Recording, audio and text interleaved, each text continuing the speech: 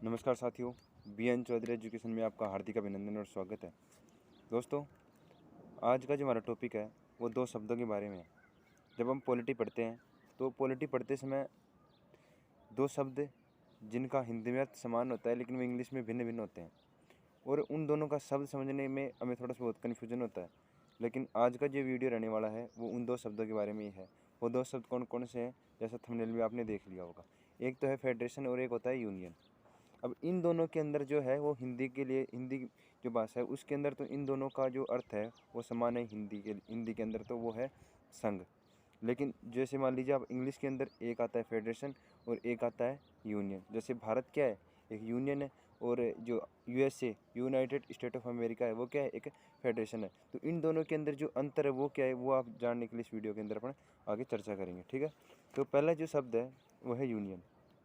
मैं इसको समझने से पहले आपको क्या करना पड़ेगा, आपको दो उदाहरण लेने पड़ेंगे। पहले आपको उदाहरण लेने पड़ेंगे, उसके बाद में आप इसकी जो मीनिंग है वो अच्छे से समझ जाएंगे। जैसे एक जो फेडरेशन का जो उदाहरण है वो सबसे बढ़िया जो उदाहरण है वो है अमेरिका, और यूनियन का जो सबसे अच्छा उदाहरण है वो कहीं ना कहीं भारत है।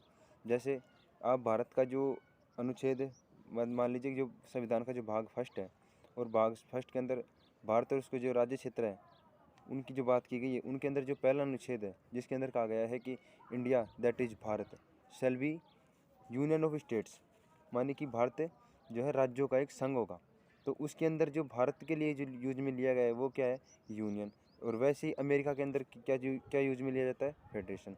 अब इन दोनों का जो अर्थ क्या है, हिंदी के अंदर तो संघ है लेकिन वैसे क्या अर्थ है, इनको हम 5 पॉइंटों के अंदर जानेंगे। 5 पॉइंट कौन कौन से हैं, चलिए आगे देखते हैं। जैसे मान लीजिए पहला जो पॉइंट है वो ये है कि शक्तिशाली कौन है इनके अंदर, ये देखना आवश्यक होता है। जैसे जो यूनियन है उसके अंदर राज्य शक्तिशाली है या फिर केंद्र शक्तिशाली है, वैसे ही फेडरेशन के अंदर देखना होगा। जैसे आप बात करें यूनियन की, तो यूनियन के अंदर क्या होता है, जो केंद्र होता है वो ज़्यादा शक्तिशाली होता है। अब इसके लिए भारत की स्थिति है जो आराम से देख सकते हैं, इसके अंदर क्या है, केंद्र शक्तिशाली है। हर रूप में केंद्र ही सर्वसर्वा होता है। केंद्र के बिना राज्य कुछ नहीं कर सकते। केंद्र का अधिकार होता है राज्यों को तोड़ने का, राज्यों को बढ़ाने का, गठाने का, और राज्यों की जो शक्तियाँ हैं उनको सीमित करने का। और वहीं आप फेडरेशन की अगर बात करते हो तो फेडरेशन के अंदर जो है वो केंद्र जो है वो कमज़ोर रहता है, और कहीं ना कहीं जो राज्य होते हैं उनकी शक्तियाँ अधिक होती हैं, क्योंकि जो राज्य होते हैं वो केंद्र के साथ एक समझौते के तहत जुड़े होते हैं। ठीक है, इसी प्रकार से अगर अपन कई बार पॉलिटी पढ़ते हुए कई शब्द देखते हैं। जैसे भारत के बारे में अपन पढ़ते हैं कि भारत विनाशी राज्यों का अविनाशी संघ है, माने कि जो भारत की जो राज्य है उनका विनाश किया जा सकता है। विनाश का अर्थ यहाँ पे क्या है कि जो भारत है उसकी जो राज्य है उनको उनकी सीमा को बढ़ाया घटाया जा सकता है। लेकिन अब जब अपन अमेरिका के बारे में अगर पॉलिटी के अंदर पढ़ते हैं तो अमेरिका के बारे में क्या आता है कि जो अमेरिका है वो अविनाशी राज्यों का विनाशी संघ है। अब तो खैर वो अविनाशी संघ हो गया, लेकिन जो इसकी मूल जो भावना है कॉन्स्टिट्यूशन की अमेरिका की, उसके अंदर जो विनाशी राज्यों का अविनाशी संघ है। तो उसी प्रकार से अपन इन दोनों के उदाहरण से समझ सकते हैं।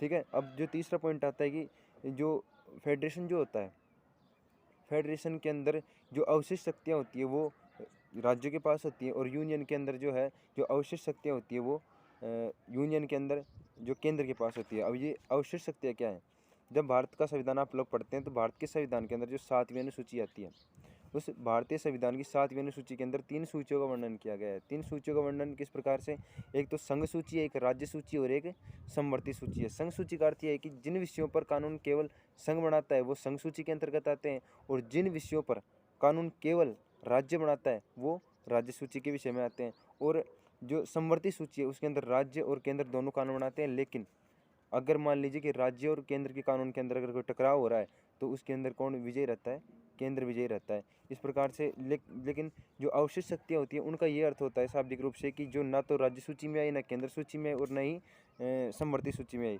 जैसे मैं आपको उदाहरण दूँ, जो भारत का जो संविधान है वो 1949 में बन करके पूर्ण हुआ, 26 नवंबर 1949 को बन करके तैयार हुआ। तो उस समय जो भारत का जो संविधान उसमें IT से संबंधित ज़्यादा चीज़ें नहीं थी। जैसे जो इन्फॉर्मेशन टेक्नोलॉजी है, इंटरनेट के बारे में ज़्यादा कुछ नहीं था। तो जब धीरे धीरे इंटरनेट का विकास हुआ तो भारत के अंदर क्या हुआ, इंटरनेट की क्रांति हुई। तो इंटरनेट के बारे में कानून बनाने के भी समय आया, तो कानून न तो राज्य सूची में न केंद्र सूची में, इसलिए ये क्या होगी, एक अवशिष्ट शक्ति होगी। और इसी रूप में अवशिष्ट शक्ति के रूप में कौन कानून बनाने लग गया, इसके ऊपर केंद्र कानून बनाने लग गया। और अगर अमेरिका की आप बात करें तो वहाँ पर राज्य कानून बनाएंगे। ठीक है, अब जो अगला जो पॉइंट है, जो चौथा पॉइंट है वो है नागरिकता।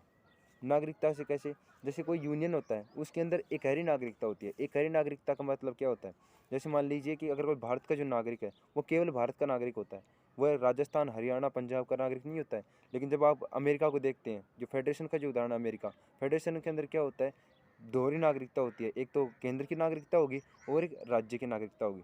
राज्य की नागरिकता का अर्थ क्या है, जैसे मान लीजिए आप अमेरिका के अंदर रहते हैं, तो अमेरिका के आपको एक संघ की नागरिकता तो लेनी पड़ेगी। जैसे अमेरिका के तो आप नागरिक हैं ही, लेकिन आप वहाँ पे जो 50 राज्य हैं उनमें से कौन से राज्य के हैं, आप न्यूयॉर्क के हैं, आप चेकोस्लोवाकिया के हैं, या फिर आप अलास्का के हैं, उनमें से आप कौन से के जो है नागरिक हैं, तो वो नागरिकता भी आपको लेनी पड़ेगी।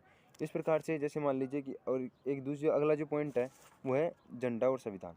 देखिए जो यूनियन होता है ना, यूनियन के पास एक ही तो झंडा होता है और एक ही संविधान होता है। पूरा देश एक ही संविधान से चलता है, पूरे देश का एक ही विधान और एक ही संविधान होता है। ठीक है, 2019 से पहले भारत का जो अपवाद राज्य था वो था जम्मू एंड कश्मीर, लेकिन 2019 में धारा 370 हटने के बाद वो भी स्थिति खत्म हो गई। लेकिन जब आप अमेरिका की देखेंगे तो अमेरिका के अंदर क्या होता है, हर राज्य का अलग तो संविधान है और हर राज्य की जो है अलग क्या है, झंडा है, अलग ही जो है क्या है, फ्लैग है। तो वो किसका उदाहरण है, फेडरेशन का उदाहरण है। इनके अंदर जो फेडरेशन जो होती है उनके अंदर राज्य शक्तिशाली होते हैं, यूनियन के अंदर केंद्र शक्तिशाली होता है। अवशिष्ट शक्तियाँ यूनियन के अंदर केंद्र के पास होती। तो ये था आज का टॉपिक, और आज के टॉपिक में जो आपका जो ये विषय रहा उसको हमने अच्छे से समझ लिया। अगर आपको समझ में आया है तो आप इस वीडियो को लाइक कर सकते हैं और चैनल को सब्सक्राइब कर सकते हैं। धन्यवाद।